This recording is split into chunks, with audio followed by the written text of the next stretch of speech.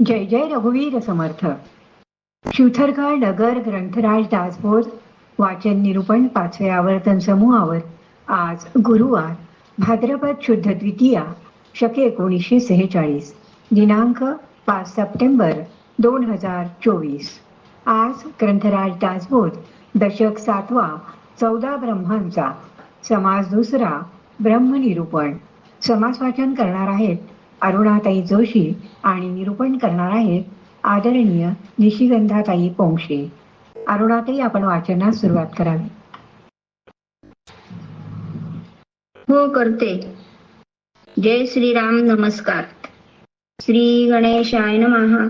शुका सारिखे पूर्ण वैराग्य ज्याचे, वसिष्ठा परिज्ञान योगेश्वराचे. कवी वाल्मिका सारिखा मान्य ऐसा, नमस्कार माझा सद्गुरु रामदासा. जय जय रघुवीर समर्थ.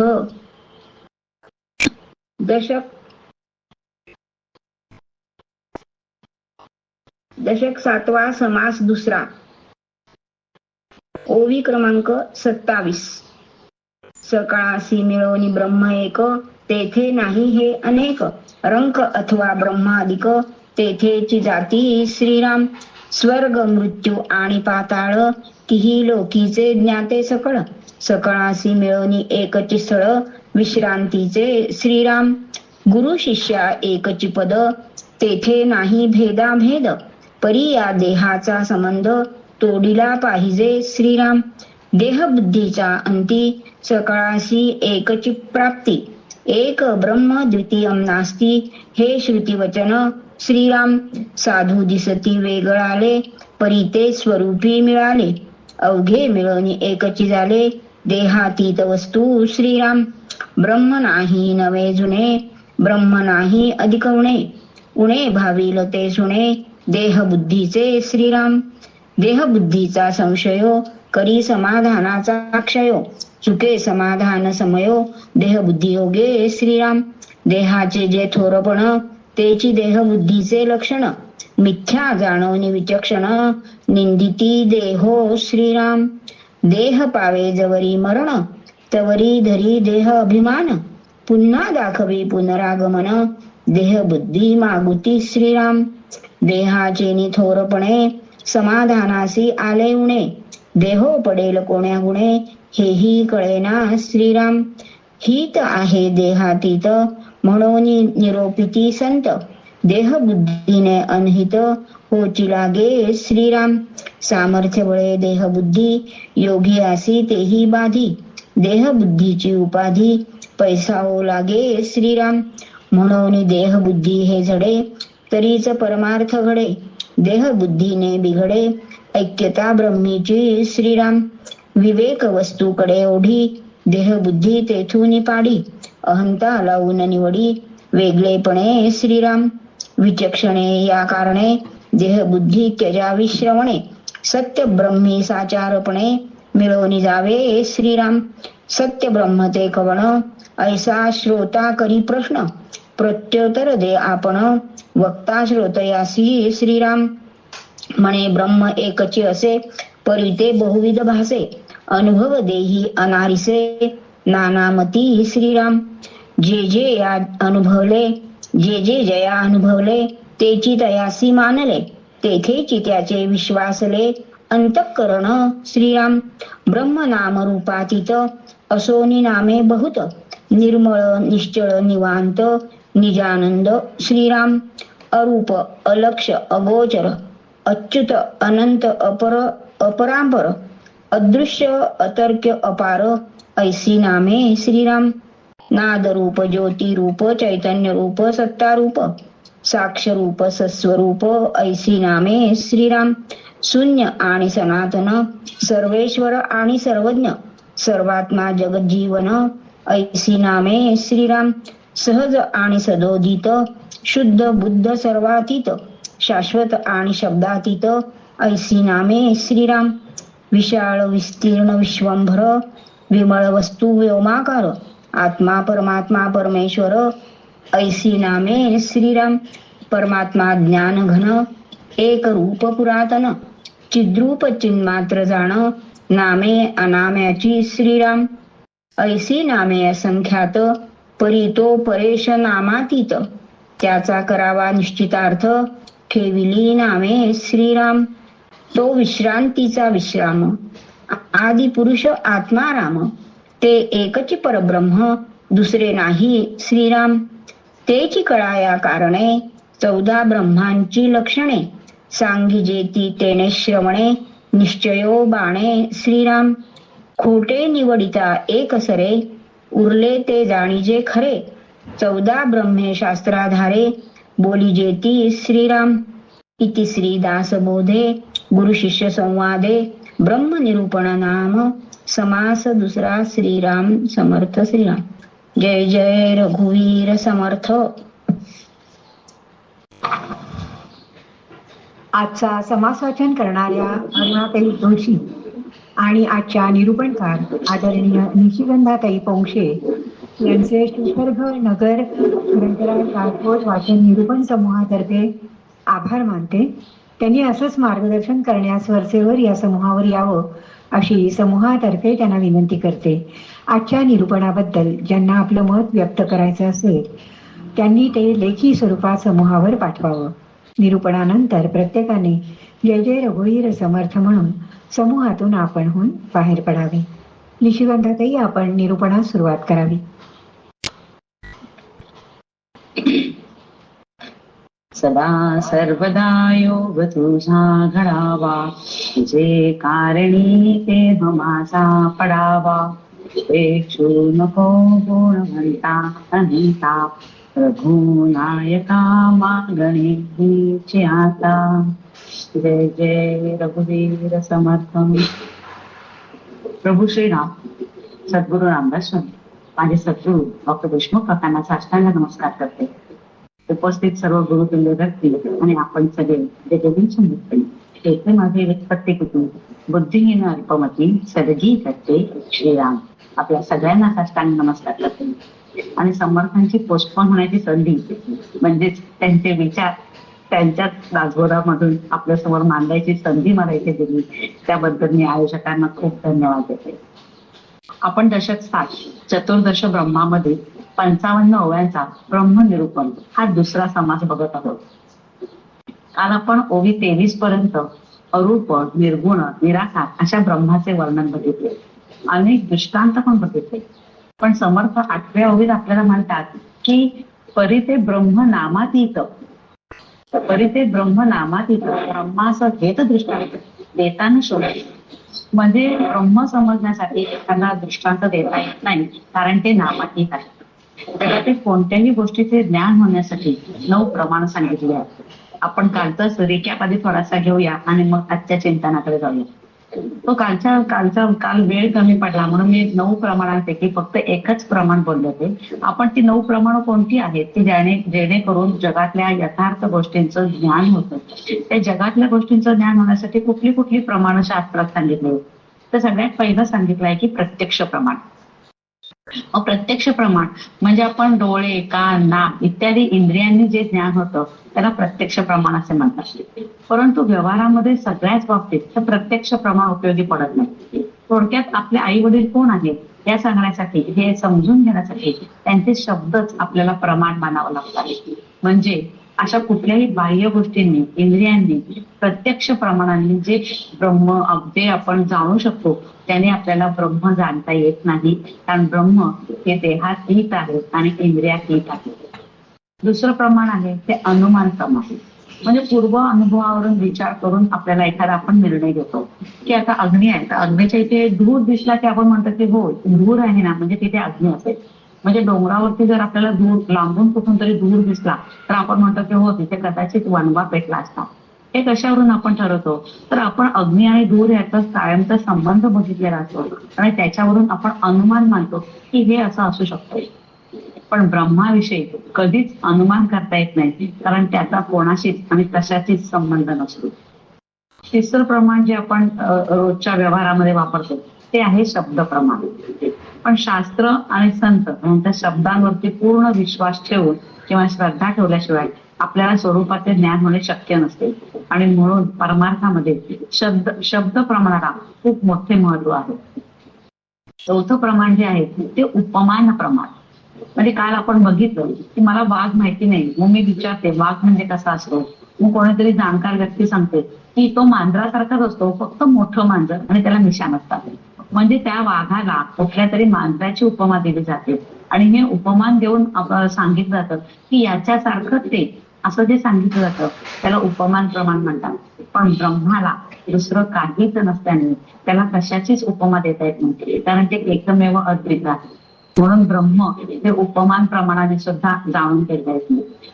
पाचवं प्रमाण जे शास्त्रामध्ये सांगितलं जातं त्याला अर्थापत्ती प्रमाण असं म्हणतात. अर्थापत्ती म्हणजे एखाद्याचं शरीर जर दिवसेंदिवस निस्तेज होत असेल, अशक्त होत असेल किंवा त्याचं वजन कमी होत असेल तर आम्ही डॉक्टर लोक सांगतो की नाही, काहीतरी ह्याला आजार आहे आणि तो आजार शोधला पाहिजे. पण म्हणजे प्रत्यक्ष रोगाचं ज्ञान नाही झालं तरी एक अज्ञात रोग असू शकतो असा निष्कर्ष करून तपासणी केल्या जातात. किंवा आपण त्याच्या विरुद्ध उदाहरण जर घेतलं की काही लोक म्हणतात की छे मी अजिबातच जेवत नाही, पण ते असतात मात्र चांगले धष्टपुष्ट 70-80 किलोचे आणि ते सांगतात की मी जेवतच नाही. तेव्हा आपण म्हणतो की नक्कीच काहीतरी चोरून गुपचूप काहीतरी खात असेल. थोडक्यात आपण काहीतरी त्याचं अर्थ माहिती नसताना जिथे आपण त्याच्या अर्थावरून त्याच्या कारणावरून जेव्हा आपण प्रमाण बघतो त्याला अर्थापत्ती असं प्रमाण म्हणतात. ब्रह्माला हेही अर्थापत्ती प्रमाण लागू होत नाही, कारण ब्रह्मात कोणताच बदल होत नाही आणि त्याचे कुठलीही कार्य नसते आणि ते कोणाचेही कारण नसते.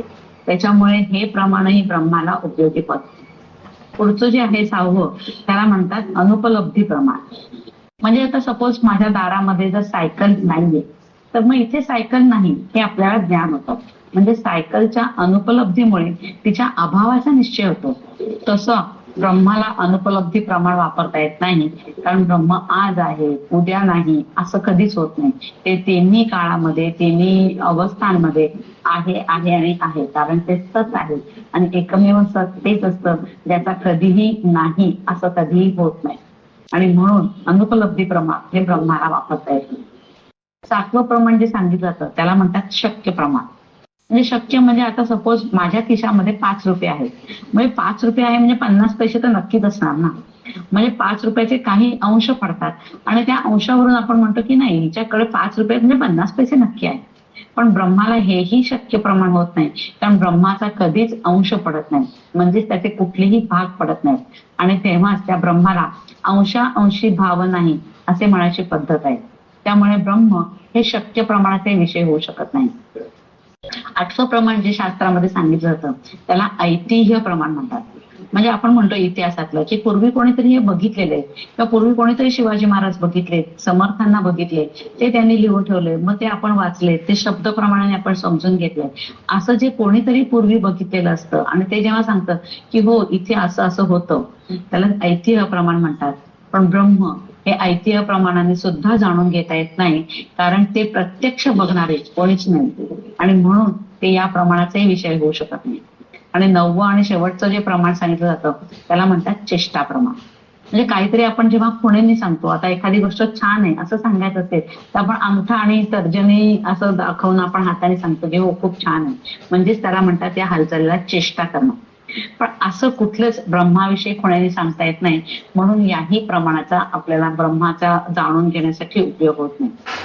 मग आता आपण हे 9 प्रमाण का बघितली, याचा विचार एवढ्यासाठीच करायचा असतो की व्यवहारात कुठलंही ज्ञान, जगातलं ज्ञान जर जाणून घ्यायचं असेल तर ही साधनं आणि याच 9 गोष्टींमध्ये आपण जगातलं ज्ञान जाणून घेतो. पण मग त्या ज्ञानाचा कुठल्याही गोष्टीचा ब्रह्म जाणून घेण्यासाठी उपयोग होत नाही हे आपल्याला लक्षात घ्यायला. मग आपण जे पुढचा समास येणारच आहे 14 ब्रह्मांचा, त्याच्यामध्ये हे नाही ते नाही याला ते आहे असं सांगून आपल्याला समर्थांनी सांगितलं की हे असं नाही आणि हेच आपल्याला समजून घ्यायचं आहे. म्हणजे शब्दांनी किंवा त्या शाब्दिक गोष्टीने आपण आता जे वाचतोय, आपण सद्ग्रंथ वाचतोय, त्या सद्ग्रंथामधून ब्रह्माचा पुसटचा अंदाज येऊ शकतो, पण त्याने प्रत्यक्ष ज्ञान होत नाही आणि म्हणूनच त्याला अप्रमेय, स्वसंवेद्य, स्वप्रकाश असं म्हटलं आहे. अशा ब्रह्माचा आत्मानुभव घेण्याची जेव्हा वेळ येते तेव्हा मन आणि वाणी याचा अनुभव घेता ते निवृत्त होतात. कारण मनातीत आणि बुद्धीतीत असलेले ब्रह्म मन आणि बुद्धीने जाणता येत नाही आणि त्याच्यासाठी गुरुकृपा अत्यंत आवश्यक असते. काल आपण बघितलं गुरुकृपेची किल्ली आणि त्याच्याबरोबर गुरुकृपा अशा आपण 4 कृपा पण बघितल्या. त्या 4 कृपामध्ये ईशकृपा, गुरुकृपा, शास्त्रकृपा आणि आत्मकृपा हे आपण बघितलं. आणि तेव्हा सद्गुरू आपली स्वतःकडची मास्टर किल्ली वापरतात म्हणजे त्यांची कृपा आपल्यावरती होते तेव्हाच निजानंदाचा ठेवा आपल्याला सापडतो. त्यालाच नित्यप्राप्ताची प्राप्ती असे म्हणतात. आणि ही नित्यप्राप्ताची प्राप्ती म्हणजेच आत्मकृपा होय. तर आपण ओबी क्रमांक काल 23 पर्यंत बघितलं आणि 23 मध्ये आपण काल बघितलं की देहबुद्धी ते थोरपण परब्रह्मी न चाले जाण तेथे होतसे निर्वाण अहमभावाचे. म्हणजे जोपर्यंत मी आहे किंवा मी देह आहे असा जोपर्यंत दृढ विश्वास आहे तोपर्यंत परब्रह्म याचा अनुभव येणे शक्य नाही. आणि हा अनुभव जर कोणाला घ्यायचा असेल तर तो अनुभव सगळ्यांना सारखाच येतो. हे पुढील 25, 26, 27, 30 ओव्यांपर्यंत त्यांनी सांगितलंय की कोणालाही जर ब्रह्मानुभव घ्यायचा असेल तर तो राजा असू दे किंवा रंक असू दे, ती स्त्री असू दे किंवा पुरुष असू दे, उंच असू दे, नीच असू दे, ब्राह्मण किंवा क्षुद्र असू दे, कुठलाही असला तरी त्याला येणारा अनुभव हा सारखाच असतो. म्हणजे कुठल्याही जीवाला भगवंताच्या दर्शनासाठी त्याची लौकिक परिस्थिती आड येत नाही.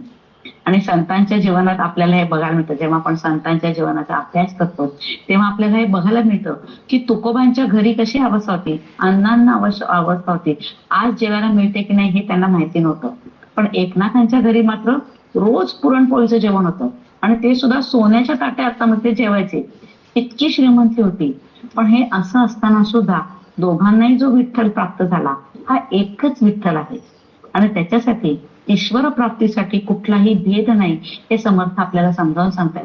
किंवा आपण असा विचार करतो की नाही माझी कुठे परिस्थिती आहे, मला कसं परमार्थाचा अभ्यास करता येईल, मला हे ज्ञान कसं होईल, मला हे कसं समजणार, असं आपण आपल्याकडे एक थोडासा निगेटिव्ह विचार किंवा त्याला आपण इन्फेरियरिटी कॉम्प्लेक्स म्हणतो त्या कॉम्प्लेक्सने आपण विचार करत असतो की नाही हे मला शक्य नाही. पण समर्थ आपल्याला असं सांगतायत की कोणीही असा भेदभाव करू नये आणि भेदभावाने किंवा आशयाने ब्रह्माच्या अनुभवामध्ये काहीही फरक पडत नाही.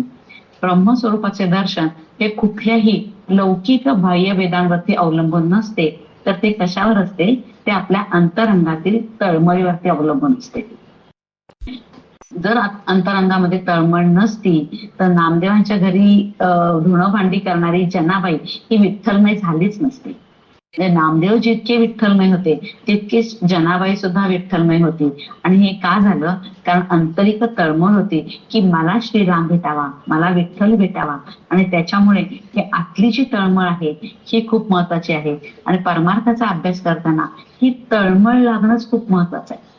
कशासाठी मी हा अभ्यास करते, मला ह्याच्यातून काय साध्य करायचंय किंवा मला ह्याच्यातून काय प्राप्त करायचंय. परत साध्य करायचं असं म्हटलं की ती सकामता आहे, मला हे हवंय ते हवंय असं नाही पाहिजे. मला प्राप्त काय करायचंय तर नित्यप्राप्ताची प्राप्ती म्हणजे ब्रह्मानुभव घेण्यासाठीच आपण जरा अभ्यास करत आहोत तर त्याच्यासाठी आंतरिक तळमळ आहे का हे आपल्याला तपासून बघायला हवं. आणि मग समर्थ आपल्याला तेच सांगतात की तुम्ही कोणत्या कुळात जन्म घेतला हे महत्वाचं नसून आपल्या मनावर संतांनी जे सांगितलेले आहेत ते संस्कार करून ते आपण आचरणात आणलंय हे खूप महत्वाचं आहे. आणि हे ओबी क्रमांक 25 ते 27 पर्यंत समर्पित करतात की सकळांशी मिळवणे ब्रह्म एक, तेथे नाही हे अनेक, रंक अथवा ब्रह्माधिक तेथेची जाते. म्हणजे कोणीही असो तरी सुद्धा मोक्षकाळी ते ब्रह्मरूप होतात. ते एकच ठिकाण आहे आणि एकाच ठिकाणी तुम्हाला जायचं आहे. आपण कालची साखर परत आणूया. साखरेच्या पोत्यामधली साखरेची जी गोळी आहे ही सगळ्यांना सारखीच लागते, ती कोणालाही वेगळी लागत नाही. त्या गोळीची चव ही व्यक्तिसापेक्ष कधीच बदलत नाही. असंच ब्रह्माचा जो अनुभव आहे, ब्रह्माचा अनुभवाची जी गोडवा आहे तो सगळ्यांना सारखाच येतो, कोणालाही वेगळा येत नाही. आणि मग समर्थ पुढे सांगतात 29व्या ओळीमध्ये की गुरु शिष्य एकची पद तेथे नाही भेदाभेद. म्हणजे गुरु शिष्य किंवा गुरु आणि सत्शिष्य यांना पण जर अनुभव घ्यायचा असेल तर तुला असं म्हणतात की सद्गुरू आपल्या शिष्याला तात्काळचे आपल्यासारखं करतात आणि असं तात्काळचे आपल्यासारखं करतात, म्हणजे त्यांना जो अनुभव आलेला आहे तोच अनुभव ते सत्शिष्याला देतात.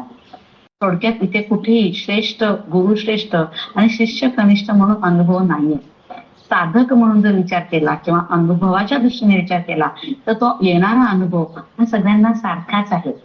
आणि मग भगवान शंकराचार्य आपल्या निर्वाण षटकामध्ये म्हणतात की नमे मृत्यू शंका नमे जाती भेदा पिता नैव मे नैव माता न जन्महा न बंधू न मित्र गुरु नैव शिष्य चिदानंद रूप शिवोहम शिवोहम.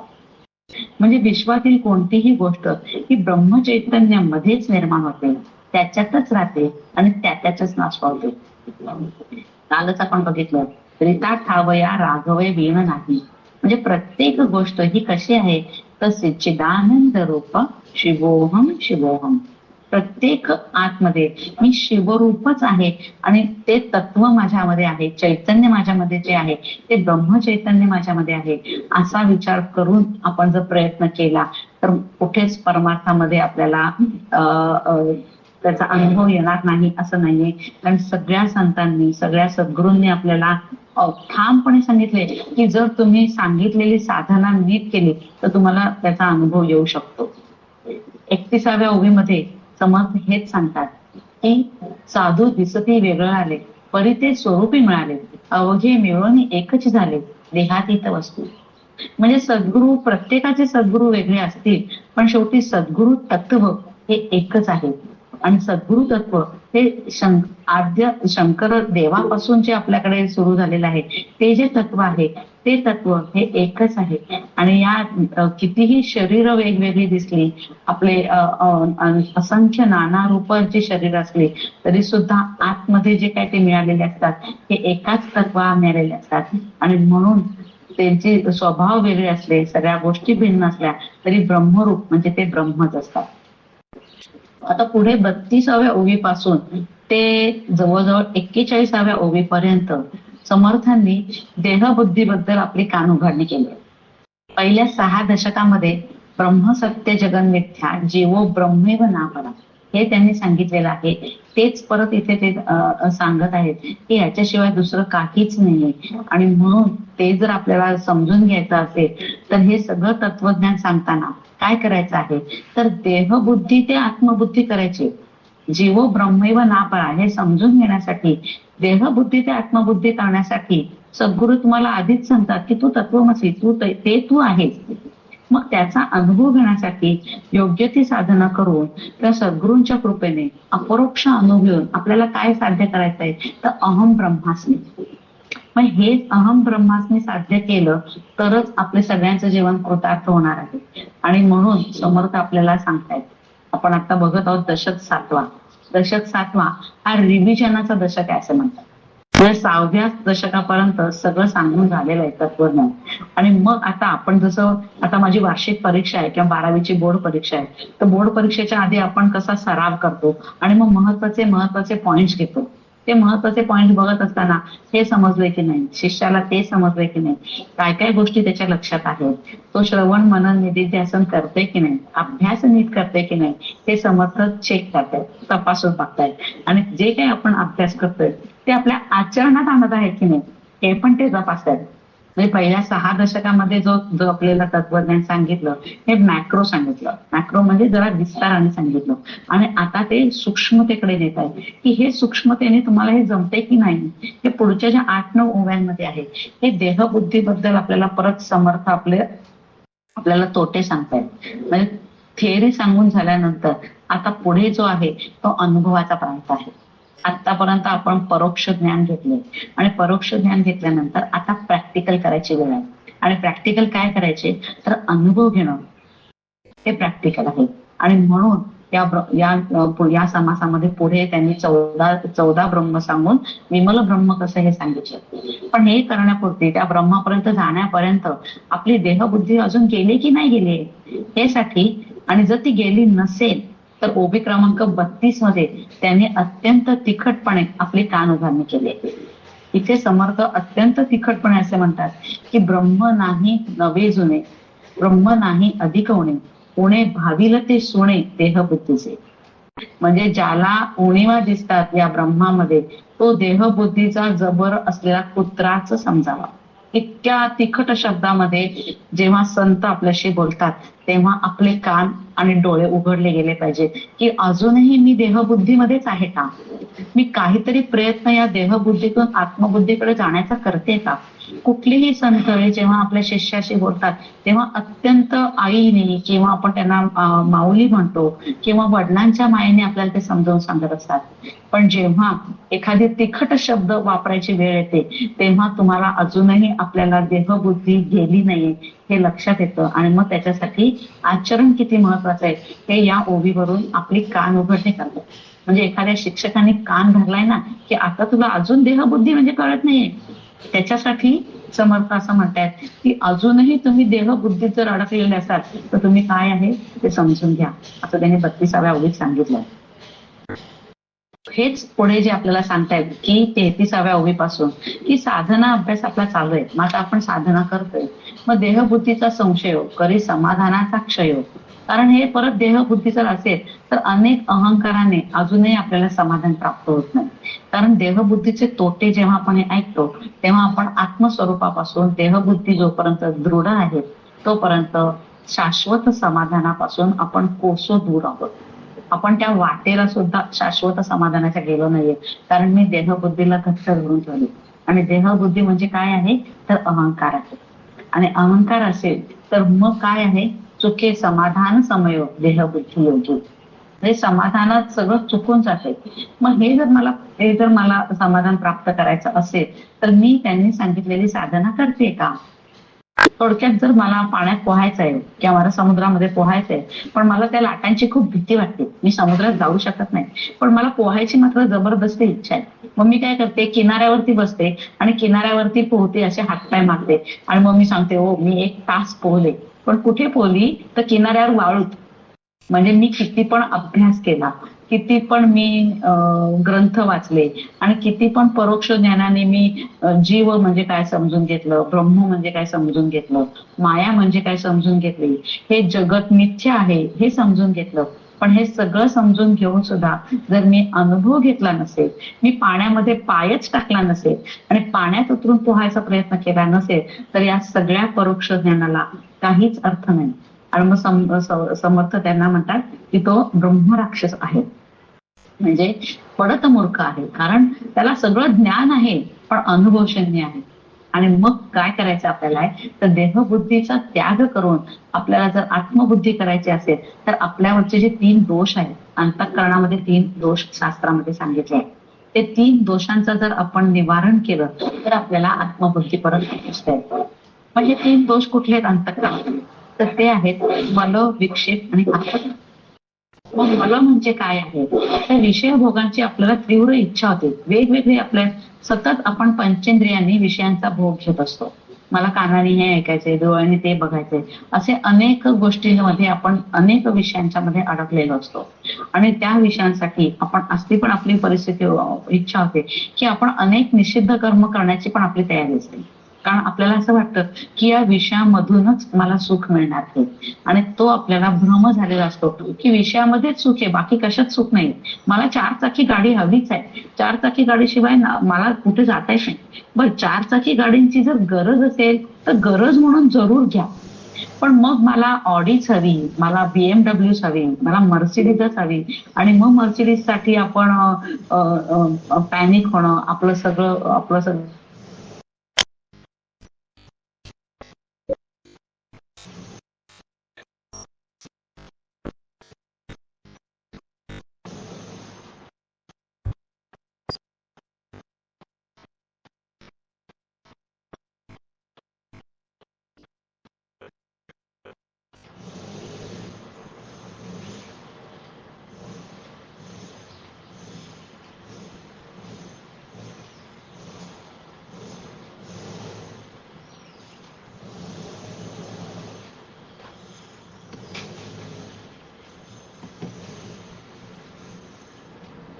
काही आवाज गेलाय.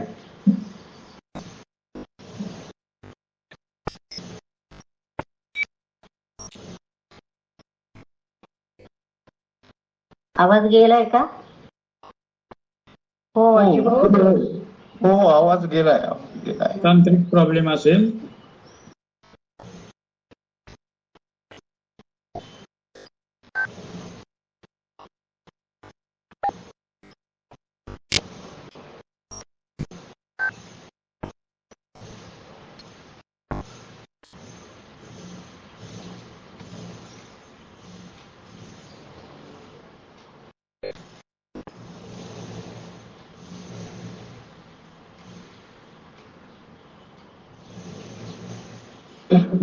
जय श्रीराम. ऐकू येतंय?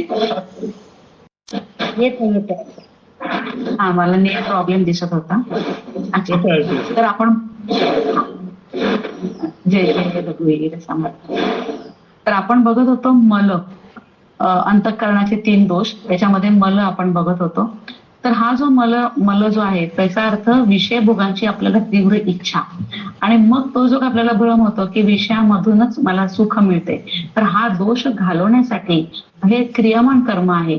आपण जेव्हा अभ्यास करतो तेव्हा अभ्यास करताना मला काय साध्य करायचंय हे जर आपल्या समोर ध्येय असेल तर ते ध्येय साध्य करण्यासाठी जे काही करावं लागतं त्याला क्रियामान कर्म म्हणतात.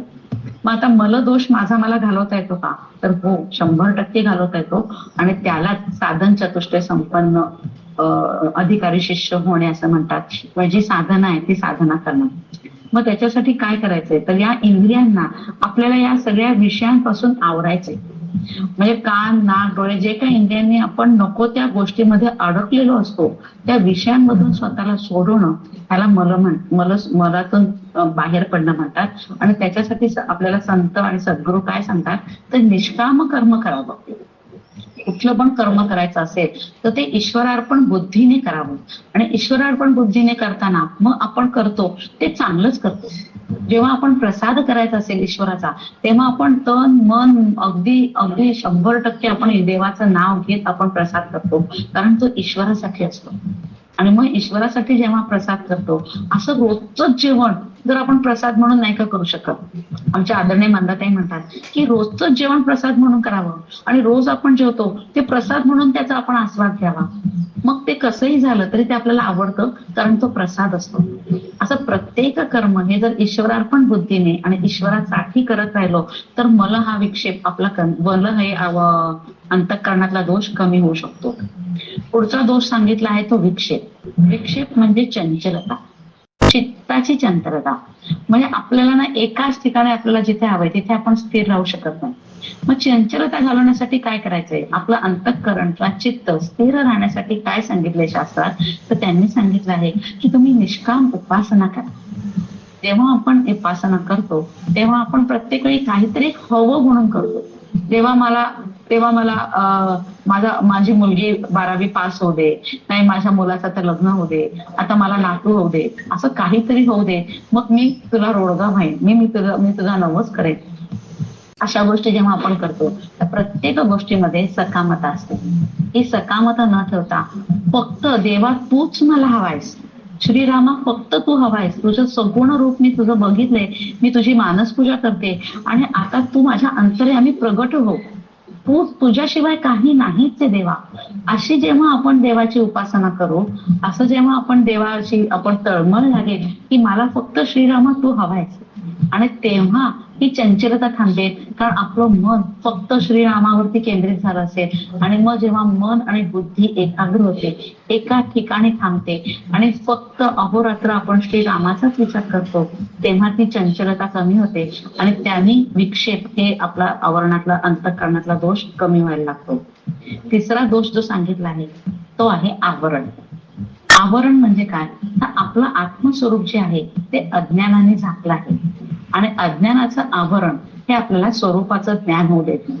म्हणजे माझ्या आतच चैतन्य आहे आणि ते चैतन्य मला ज्ञान होऊ देत नाही, त्यालाच आवरण म्हणतात. पण खूप महत्वाचा आहे की हा जो दोष आहे हा काल आपण बघितलं जसं सद्गुरूंनी जोपर्यंत त्यांची मास्टर किल्ले लावत नाहीत आपल्या लॉकरला तोपर्यंत ते लॉकर उघडलं जात नाही. त्यासाठी आवरण दोष घालवण्यासाठी सद्गुरूंची कृपा अत्यंत आवश्यक आहे आणि म्हणूनच परमार्थामध्ये सद्गुरूंना अनन्य साधारण महत्व आहे. आणि त्याच्यासाठी सद्गुरूंची कृपा होण्यासाठी ती सुद्धा आपल्याला तळमळ लागावी लागते. आधी ईश्वरासाठी तळमळ लावावी लागते आणि मग सद्गुरूंनी सांगितलेली साधना जशीच्या तशी करणं यासाठी तळमळ आवश्यक असते.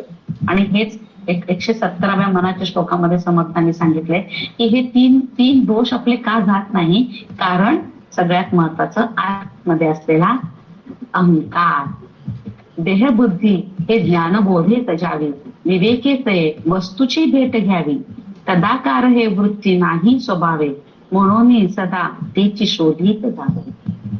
जोपर्यंत आपण आपला विवेक वापरत नाही आणि आपल्याला ईश्वरासाठी तळमळ लागत नाही तोपर्यंत वस्तूची भेट होत नाही. वस्तू म्हणजे ब्रह्मवस्तू. आणि मग पुढे ते म्हणतात, असे सार साचार ते चोरलेसे. सगळीकडे ते आहे पण ते चोरून राहिले. येही लोचनी पाहता दृश्य भासे, निराभास निर्गुण ते आकळेना, अहंता गुणे कल्पिताही कळेना. सगळीकडे चराचरी आपल्या रीता ठाव या रागवे नसलेलं रूप आपल्याला समजत नाही, कारण अहंता गुणे ते कल्पना. म्हणजे अहंकार जो आहे ना, हा अहंकार खूप आपल्या सगळ्या गोष्टींना अडथळा निर्माण करणार आहे. अहंकाराचा परमार्थामध्ये खूप सूक्ष्म विचार करावा लागतो. कारण कोणती पण जाणीव, आता मी म्हणलं की सत्व कोणाचे आहे, मी देवाचं मी एवढं करते, मग आपण म्हणतो की मी कुठे चुकीचं वागते, मी देवाचं पूजन करते, समज सद्गुरूंनी सांगितलेलं मी नामस्मरण करते, मी सेवा करते, मी लोकांना मदत करते, पण हे सगळं करणारा मी शिल्लक राहिलेला असतो.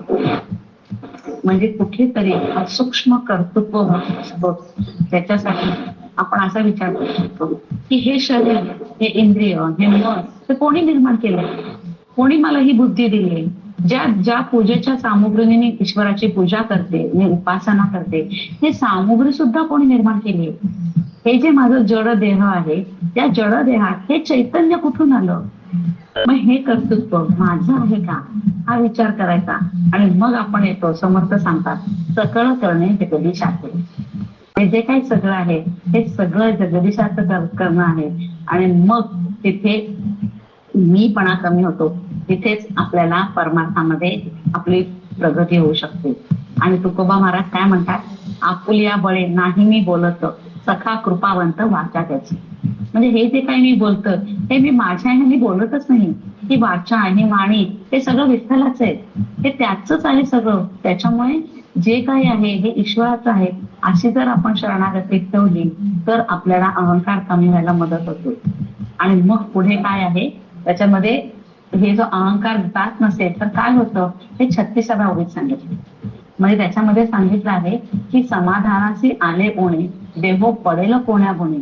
म्हणजे समाधान लाभतच नाही. आत्मसुखाचे समाधान आहे हे देहासक्तीमुळे आपल्याला लाभत नाही. मग देह कुठे, कसा, केव्हा मरण पावेल हे सुद्धा कळत नाही, ह्याची सतत भीती राहते आणि अत्यंत अस्वस्थ आपण राहतो.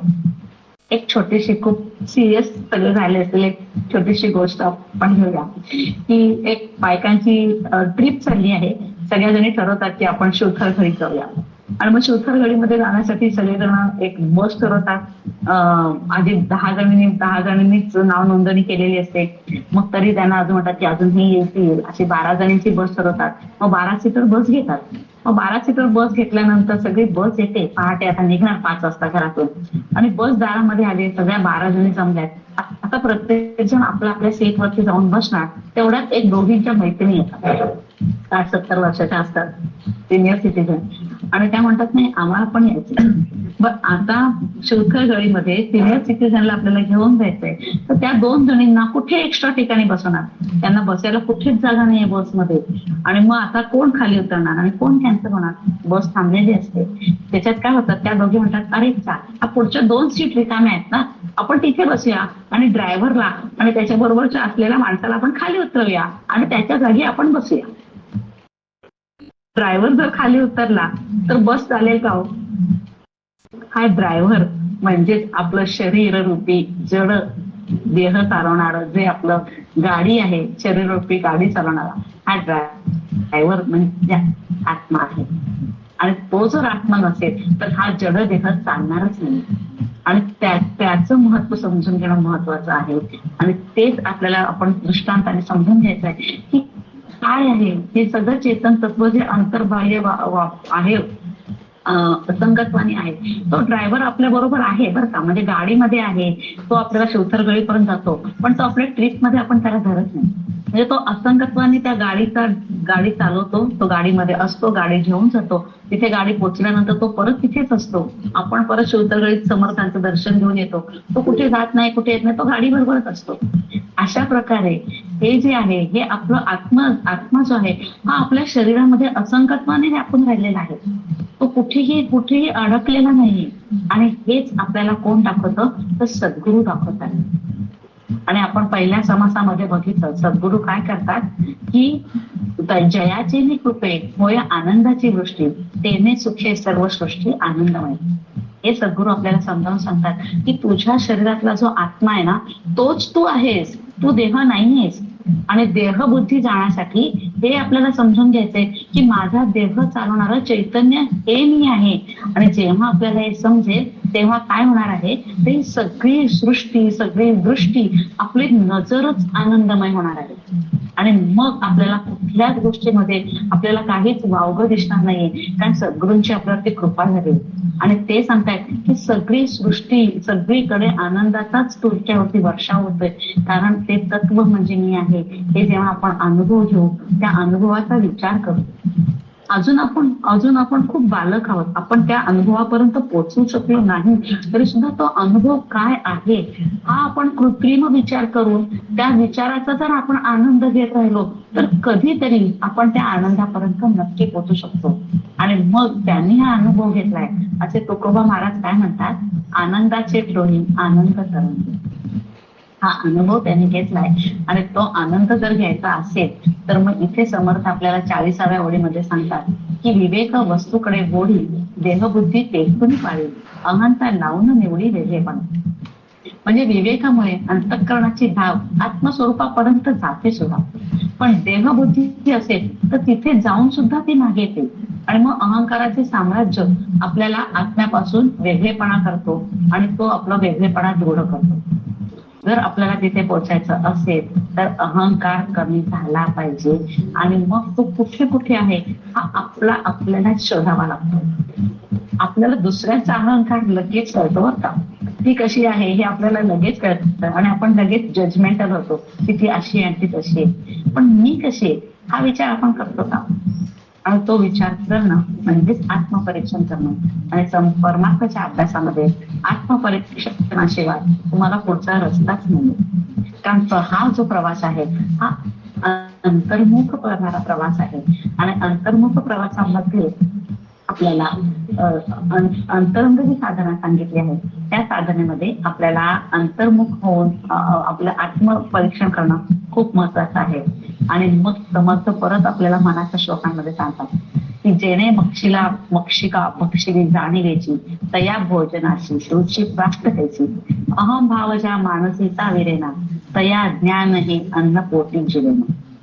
म्हणजे तुम्ही कितीही अभ्यास केला तरी सुद्धा जर ते अहंकाराची मक्षिका असेल तर मग ते हा विचार आणि या गोष्टी आपल्याला आतमध्ये जिरणं अवघड होतं. आणि म्हणून आजचं आपलं शांती आणि तृप्ती समजून घेण्यासाठी हा विचार करणं खूप महत्वाचं आहे. पुढे समर्थ सांगतात, पुढे श्रोता असं विचारतो, सत्य ब्रह्म ते कवण, ऐसा श्रोता करी प्रश्न. म्हणजे ती सत्य ब्रह्म कसं, आता आपण हे सगळं सांगून झालं, अहंकार गेला, ठीक आहे, आपण विचार केला, अभ्यास केला, ती देहबुद्धी गेली, आधी ब्रह्माचं आपण स्वरूप बघितलं, मग देहबुद्धीसाठी समर्थांनी सांगितलं, मग ते आपण बघितलं, मग आपण आपल्या अहंकाराचा विचार केला, तो आपण बघितला. मग आता हे सगळं बघून झाल्यानंतर हे नाही ते नाही असं आपण केल्यानंतर सुद्धा एक पॉइंट असा आहे की जिथे काही नाही असं शून्य राहतं. आणि मग परत प्रश्न विचारतो की मग परत सद्ब्रह्म म्हणजे काय? खरं तर हे आता ऑलरेडी अनेकदा समर्थांनी सांगून झाले. पण कसं आहे ना, ते आपले जे संत असतात ते आपले माऊली असतात. आणि मग आपली जेव्हा माऊली आपण जेव्हा आपल्या घरात छोटंसं बाळ असेल, ते अगदी 1-1.5 वर्षाचं बाळ आहे, 1.25 वर्षाचं बाळ आहे, नुकतंच कुठे ते बोलायला लागले, नुकतेच कुठे जगातल्या वस्तूंचं ते ग्रास्पिंग करायला लागले, ते समजून घ्यायला लागले की ही वस्तू काय आहे, ती वस्तू काय आहे. मग ते विचारता आईला, हे बघ काय आहे, हे काय आहे. एकच वस्तू ते 100 वेळा विचारतं आणि 100 वेळा आई त्याचं उत्तर देते, पण परत ते सांगतं हे काय आहे. आणि आई कुठेही न कंटाळता, न रागवता, अत्यंत शांतपणे, न चिडता त्याला सांगते की अरे ही पेन्सिल आहे, अरे हे पेन आहे, असं त्याला सांगते. आणि इथे समर्थ तेच करतात. गेल्या 6 दशकांमध्ये आतापर्यंतच्या इतक्या समासामध्ये ब्रह्म म्हणजे काय हे सांगितलं असून सुद्धा परत इथे श्रोता तेच विचारतोय की सत ब्रह्म म्हणजे काय, आणि ते तसं असतं.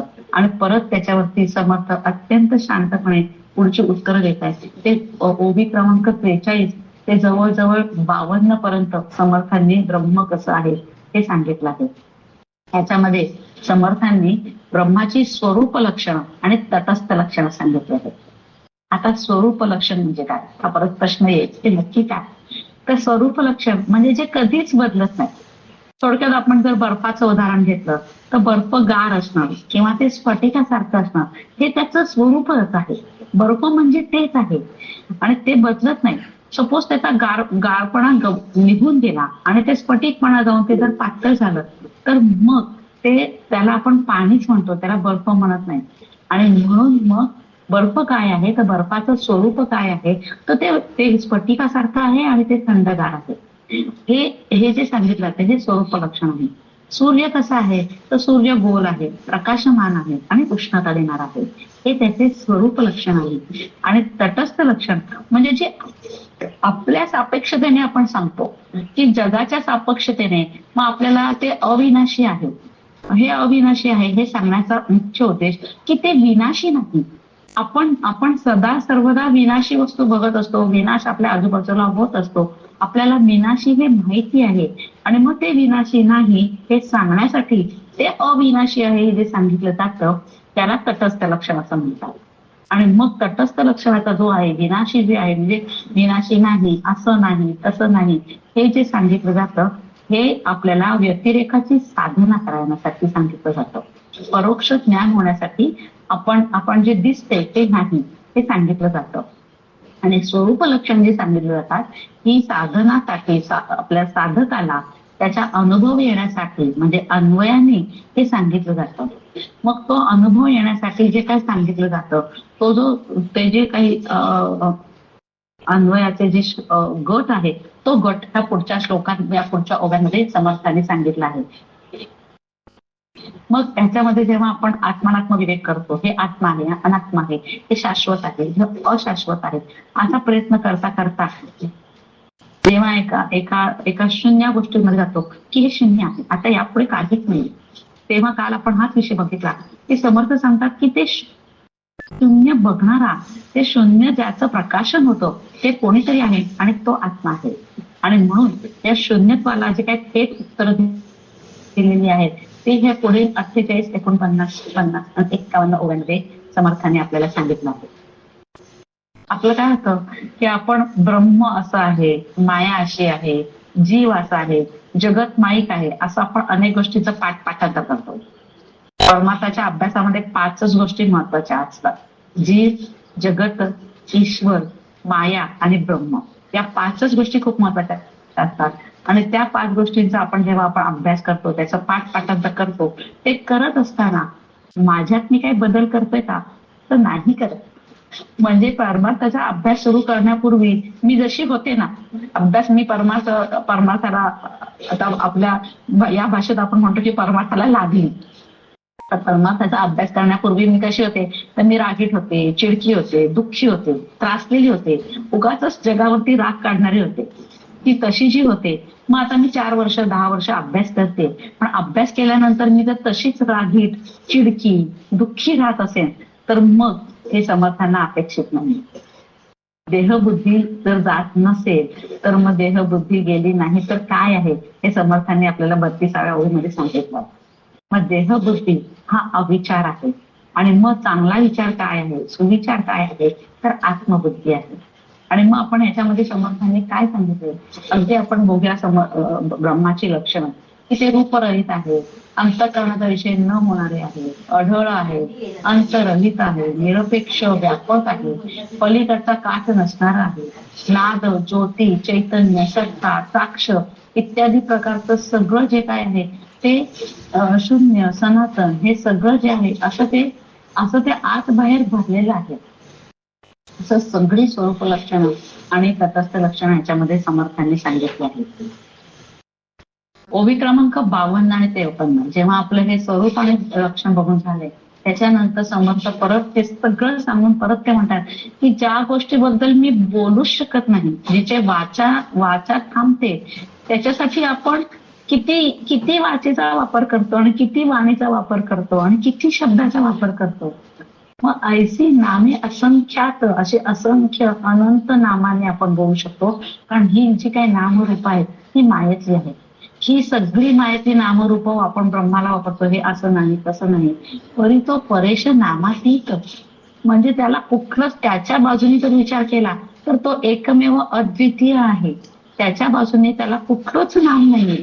त्याचा करावा निश्चितार्थ, म्हणजे आता तुम्ही निश्चय करा की कुठलाही नामातीत असं ते तत्व आहे.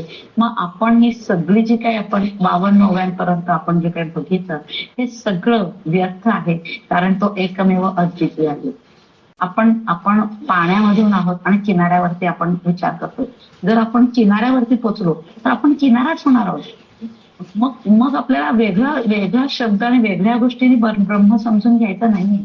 आणि म्हणून ते अरूप निर्विशेष असलेलं ब्रह्म ते समजून घेण्यासाठी आपण तात्पुरता आपण हा विचार करतोय. मग ते कसं आहे तर विश्रांतीचा विश्राम आहे. परमार्थाचा अभ्यास आपण का करतोय? कारण आपल्याला कायमचा आनंद प्राप्त करायचा. सद्गुरू डॉक्टर काका सांगतात की 5 गोष्टी आपल्याला परमार्थातून मिळवायच्या. त्या कोणत्या आहेत तर समाधान, शांती, तृप्ती, आनंद आणि निर्भयता. या 5 गोष्टी जर आपल्याला मिळवायच्या असतील आणि त्या कुठे मिळवायच्या आहेत तर जगात कुठेही त्या मिळणार नाहीये. त्या फक्त अंतर्मुख होऊन माझ्या आतच आहेत त्या. आणि त्याच्यासाठी आतमध्ये जाताना आपले जे काही माईक तत्व आहेत, ज्या काही उपाध्या आहेत, त्या सगळ्या उपाध्या बाजूला काढायच्या आहेत आणि मग जे एकमेव विमल तत्व आहे तिथपर्यंत आपल्याला पोहोचायचं आहे. विमल म्हणजे काय? ज्याला मल नाही असं. ते विमल तत्व जर बघायचं असेल तर एक उपाध्या बाजूला काढायच्या आहेत.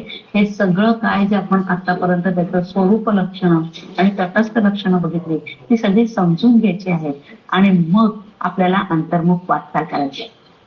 थोडक्यात आतापर्यंत जो काही समाज सांगितला हा सगळा समाज हा ज्ञानाच्या विचाराने केलाय. पण आपल्याला भक्ती मार्गाने जर विचार करायचा असेल तर तो खूपच सोपा आहे. थोडक्यात देवाचे जे मनोगत त्याची माझी उचित, असा जर विचार आपण केला आणि प्रत्येक वस्तू, व्यक्ती, घटना, त्या प्रत्येक घटनेला जर आपण श्रीरामाला शरण झालो आणि सतत श्रीरामाचे अनुसंधान साधले आणि त्याचेच होऊन गेलो, थोडक्यात आत्मनिवेदन भक्ती केली तर जीवनातील समूळ दुःखाचा नाश होतो आणि आपण सुखरूप होऊ शकतो. समाज संपता आपण सगळे मिळून ईश्वराच्या चरणी प्रार्थना करूया की समर्थांनी जे सांगितलं आहे त्याचे यथार्थ श्रवण आपल्याकडून घडो. आपल्यावरती सगळ्यांवरती ईश्वराची कृपा होवो. की ईश कृपेने जे आपण शास्त्र वाचतोय, जो आपण अभ्यास करतोय, त्या अभ्यासाचा अर्थ, योग्य अर्थ, त्याचा लक्षार्थ शब्द टाकून द्यावे तालपटासारखे आणि शब्द टाकून त्याचा अर्थ नीट समजून घ्यावा. तो नीट समजून घेण्यासाठी आपल्यावरती गुरूंची कृपा व्हावी आणि मग गमू पंथ आनंद या राघवाचा. समर्थांचे बोट धरून या अनंत राघवाचा पंथ हा जो आहे हा भक्ती मार्गाने आपण चालूया आणि चालताना सुद्धा अत्यंत आनंदाने त्याची वाटचाल करूया. झालेले चिंतन सद्गुरूंच्या चरणी अर्पण करते आणि वाणीला विराम देते. एक जाता जाता आपण एक छान प्रार्थना म्हणूया आणि मग थांबूया. स्वामी पूर्ण कृपा गुरु मजवरी, प्रार्थित भावी तुला वारी सर्व अरिष्ट विनया, संमोह जो वाढला अज्ञानांधजनाति मुक्त करुणी, शांती पदी बेंसरी विनती हीच असे न मागत तुझे, भक्ती तुझी हवी. सद्गुरुनाथ महाराज की जय.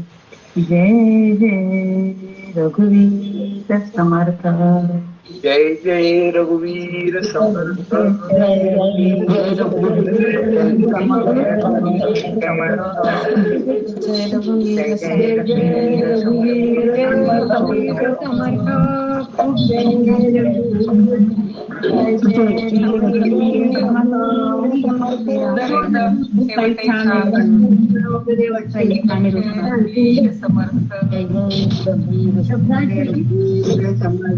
अतिशय सुंदर होती. धन्यवाद. खूप छान आहे. पद्धत सांगण्याची सुंदर आहे. उदाहरण जय जय रघुवीर समर्थ.